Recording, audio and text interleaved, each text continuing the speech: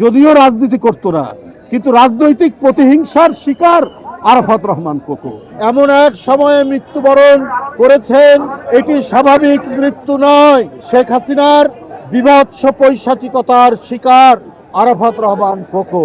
মহান স্বাধীনতার ঘোষক শহীদ রাষ্ট্রপতি জিয়াউর রহমান এবং প্রিয় নেত্রী বিএনপির চেয়ারপারসন দেশনেত্রী বেগম খালেদা জিয়ার কনিষ্ঠ পুত্র আরাফাত রহমান কোকোর ৫৭তম জন্মদিন ও ৫৬তম জন্মবার্ষিকী উপলক্ষে বিএনপি ও অঙ্গ সহযোগী সংগঠনের সকল পর্যায়ের নেতাকর্মীরা আরাফাত রহমান কোকোর আত্মার প্রতি শ্রদ্ধা জানিয়ে তার মাগফিরাত কামনায় তার কবরে পুষ্পস্তবক অর্পণ এবং ফাতিহা পাঠ করেছেন।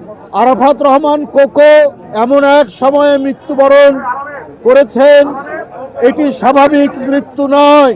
এটি ষড়যন্ত্রমূলকভাবে আরাফাত রহমান কোকোকে মৃত্যুর দিকে ঠেলে দিয়েছিল আওয়ামী ফ্যাসিবাদের দুঃশাসনের।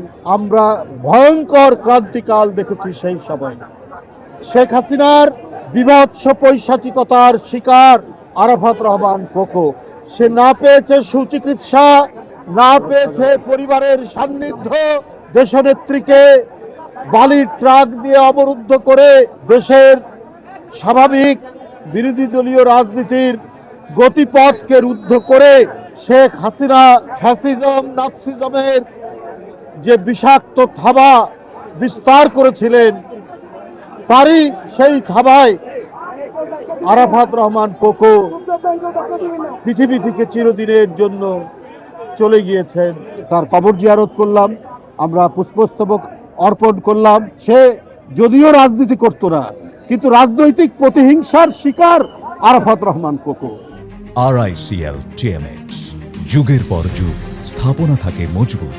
কারণ আজকে যদি দেশের স্বাভাবিক রাজনীতি থাকতো, তাহলে কোকো দেশে থাকতো, তার মায়ের পাশে থাকতো এবং সে মানসিকভাবে ভারাক্রান্ত হতো না। সে যে আজকে তার যে হৃদযন্ত্রের ক্রিয়া, যেখানে অসুস্থতা ছিল, হার্টের অসুস্থতা, তাহলে সেটার ভালো চিকিৎসা হতো। সেই সুযোগ পায়নি, কারণ তার স্বাভাবিকভাবে জীবনযাপন করতে পারেনি, মায়ের কাছ থেকে, পরিবারের কাছ থেকে অনেক দূরে। তাই আমি মনে করি এই গণতান্ত্রিক আন্দোলনের একজন শহীদ হচ্ছেন আরাফাত রহমান কোকো। কারণ শেখ হাসিনার অত্যাচারের কারণে এই পৃথিবী থেকে চলে গেছে। আমরা আল্লাহর কাছে প্রার্থনা করি, আল্লাহ তার যেন বেহেশত নসিব করে। ভাইয়ের মৃত্যু যে কত বেদনাদায়ক হতে পারে, সেটা আমরা যারা ভাই আছি আমরা নিজেরাও উপলব্ধি করি, যার ছোট ভাই চলে গেছে।